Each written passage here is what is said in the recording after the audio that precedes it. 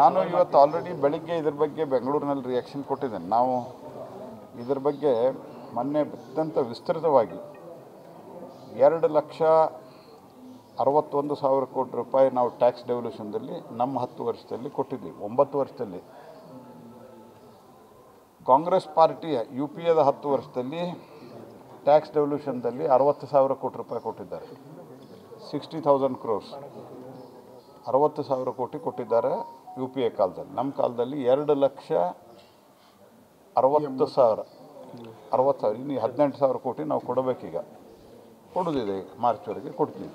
2,80,000 ಕೋಟಿ ನಮ್ಮ ಕಾಲದಲ್ಲಿ, ಅವ್ರ ಕಾಲದಲ್ಲಿ 60,000 ಕೋಟಿ, 256% ಜಾಸ್ತಿ ಆಗಿದೆ. ಅದೇ ರೀತಿ ಗ್ರ್ಯಾಂಟಿನ್ ಏಡ್ 80,000 ಕೋಟಿ ಕೊಡ್ತಾಯಿದ್ರು ಅವ್ರ ಕಾಲದಲ್ಲಿ. ಈಗ ನಾವು 2,52,000 ಕೋಟಿ ಕೊಟ್ಟಿದ್ದೇವೆ. ಬಜೆಟ್ ಗಾತ್ರ ಜಾಸ್ತಿ ಆಗಿದೆ ಅಂತ ಅಲ್ಲ, ಬಜೆಟ್ ಗಾತ್ರ ಜಾಸ್ತಿ ಆದರೆ ನಾವು ಇದರ ಪರ್ಸೆಂಟೇಜನ್ನು ಇನ್ಕ್ರೀಸ್ ಮಾಡಿದ್ದೇವೆ ಮತ್ತು ಬಜೆಟ್ ಗಾತ್ರ ಉಮೇಶ್ ಕಾಮತ್ ಅರ್ಧ ಎಕರೆಯಲ್ಲಿ ವೀಳ್ಯದೆಲೆ ಕೃಷಿ ಮಾಡಿ 5 ಲಕ್ಷ ಗಳಿಸ್ತಿದ್ದಾರೆ.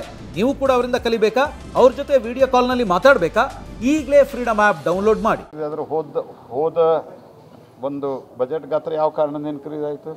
ನಿಮ್ಮ ಕಾಲದಲ್ಲಿ ಬಜೆಟ್ ಗಾತ್ರ ಇನ್ಕ್ರೀಸ್, ಈಗ ನರೇಂದ್ರ ಮೋದಿ ಬಜೆಟ್ ಗಾತ್ರ ಇನ್ಕ್ರೀಸ್ ಮಾಡಿ ಟ್ಯಾಕ್ಸನ್ನು ಕಲೆಕ್ಟ್ ಮಾಡಿ GST ಕಲೆಕ್ಟ್ ಮಾಡಿ ಎಲ್ಲವನ್ನು ಕೊಟ್ಟಿದ್ದಾರೆ ಅಂತ ಅದನ್ನು ಒಪ್ಕೋಬೇಕಲ್ಲ ನೀವು. ಹೌದು, ಇವರ ಕಾರಣದಿಂದ ದೇಶದಲ್ಲಿ ಸಮೃದ್ಧಿ ಆಯಿತು, ಸಮೃದ್ಧಿಯಿಂದ ಕೊಟ್ಟಿದ್ದಾರೆ ಅಂತ ಯಾಕೆ ಒಪ್ಕೋತಾ ಇಲ್ಲ? ಹಂಗಾರೆ ತಿನ್ನೋದಕ್ಕೆ ನಾನು ಏನಾದರೂ ಯುದ್ಧ ಮಾಡೋದಿದ್ದರೆ ಅದಕ್ಕೆ ನೀವು ಹೋಗ್ರಿ ಅಂತ ನಾವು ಪ್ರವೃತ್ತಿನ ನಿಮ್ಮದಿದು.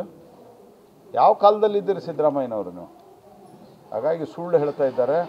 ಮತ್ತು ಪ್ಲ್ಯಾನಿಂಗ್ ಕಮಿಷನ್ನು, ಪ್ರತಿ ಪ್ಲ್ಯಾನಿಂಗ್ ಕಮಿಷನ್ ಏನಿರ್ತದೆ, ಫೈನಾನ್ಸ್ ಕಮಿಷನ್ನು, ಪ್ರತಿ ಫೈನಾನ್ಸ್ ಕಮಿಷನ್ನು ಅದಕ್ಕೆ ಅದರದ್ದೇ ಆದಂಥ ಟರ್ಮ್ಸ್ ಆ್ಯಂಡ್ ರೆಫರೆನ್ಸ್ ಇರ್ತದೆ. ಅದು ಅದೇ ಎಲ್ಲ ರಾಜ್ಯಗಳ ಜೊತೆ ಚರ್ಚೆ ಮಾಡ್ತದೆ. ಇದು ಈಗ ನಡೀತಾ ಇರೋದು 2021ರಿಂದ 25-26ವರೆಗೆ. ಈಗ ಮುಂದಿನ ಫೈನಾನ್ಸ್ ಕಮಿಷನ್ ನಡೀತಾ ಇದೆ. ನಿಮ್ದೇನು ಡಿಫಿಕಲ್ಟಿ ಇದೆ ಅಲ್ಲಿ ಹೋಗ್ರಿ ಹೇಳ್ರಿ. ಹಿಂದೆ UPA ಕಾಲದಲ್ಲಿ ನಿಮ್ಗೆ ಎಷ್ಟು ದುಡ್ಡು ಬರ್ತಾಯಿತ್ತು, ಎಷ್ಟು ಟ್ಯಾಕ್ಸ್ ಕಲೆಕ್ಷನ್ ಆಗ್ತಿತ್ತು ಅದನ್ನೂ ಕೊಡ್ರಿ ನೀವು.